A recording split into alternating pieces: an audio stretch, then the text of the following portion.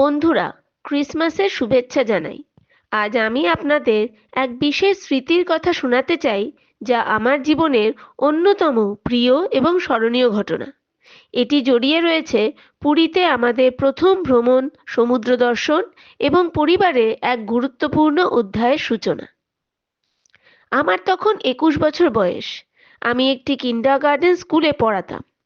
মায়ের শরীর দীর্ঘদিন ধরে ভালো যাচ্ছিল না।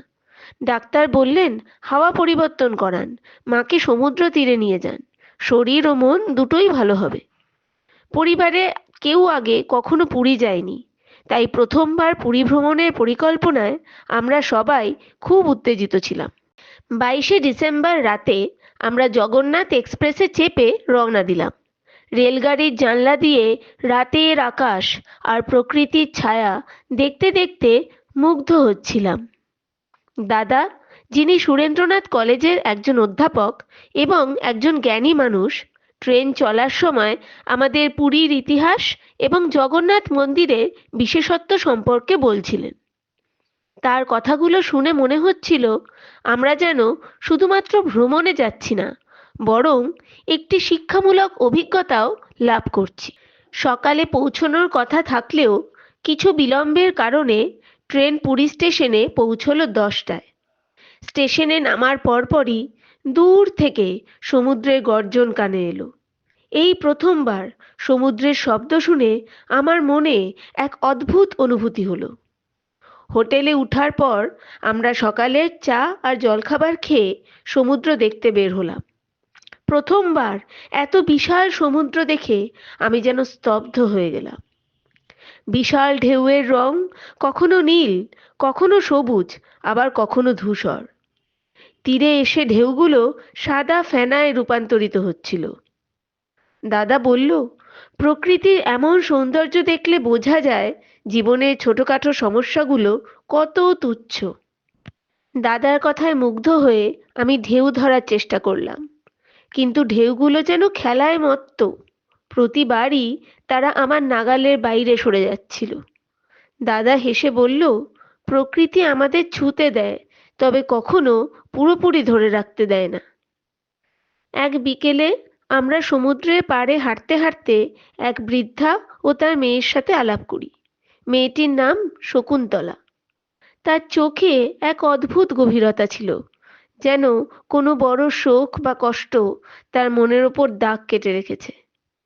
কথা বলতে গিয়ে জানতে পারি 1 বছর আগে তার স্বামী বাড়ি থেকে বেরিয়ে আর ফিরে আসেনি। বহু খোঁজাখুঁজি করেও তাকে আর পাওয়া যায়নি।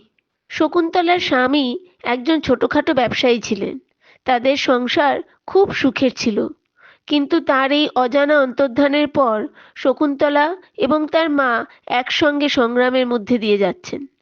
শকুন্তলা মাঝে মাঝে সেলাই কাজ করে এবং তার মা বাড়িতে ধূপ বানিয়ে স্থানীয় দোকানে বিক্রি করেন। শকুন্তলা একটু চুপচাপ ছিল।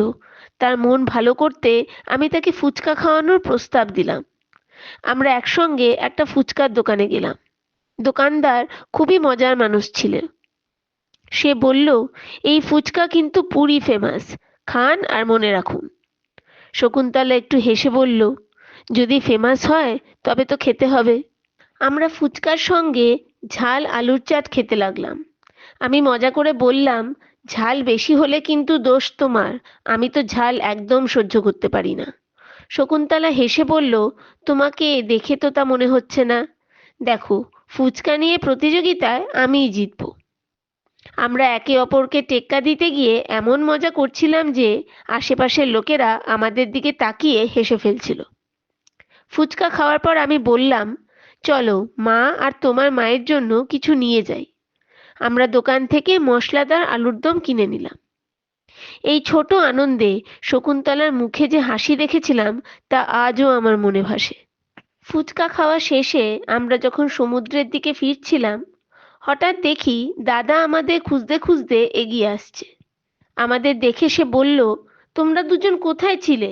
মা তো বেশ চিন্তিত হয়ে পড়েছিল।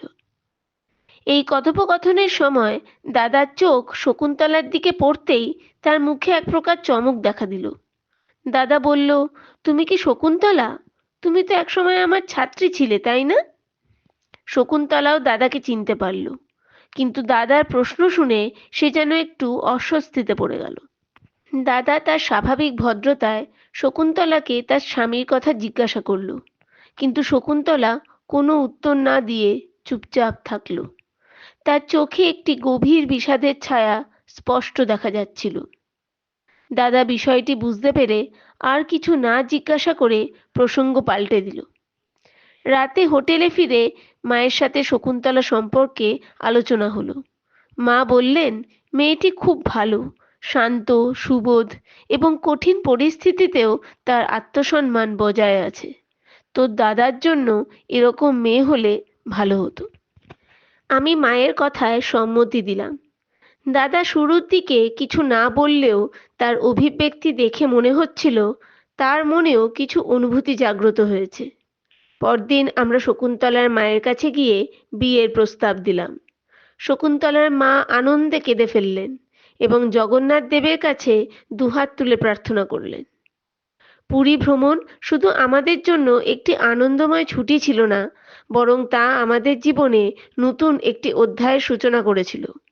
শকুন্তলা আমাদের পরিবারের বৌদি হয়ে আসার পর আমাদের সংসারে যেন এক নতুন উজ্জ্বল আলো যুক্ত হলো। আজও সেই ক্রিসমাসের সময়টা মনে পড়লে আমাদের মন আনন্দে ভরে ওঠে। মনে হয় জগন্নাথ দেবের আশীর্বাদই এই সব কিছু সম্ভব হয়েছে। বন্ধুরা, আশা করি আমার এই স্মৃতিচারণ আপনাদের ভালো লেগেছে। আপনাদের জীবনের বিশেষ মুহূর্তগুলোও যেন এমন আনন্দময় এবং অর্থবহ হয়ে ওঠে। শুভ ক্রিসমাস।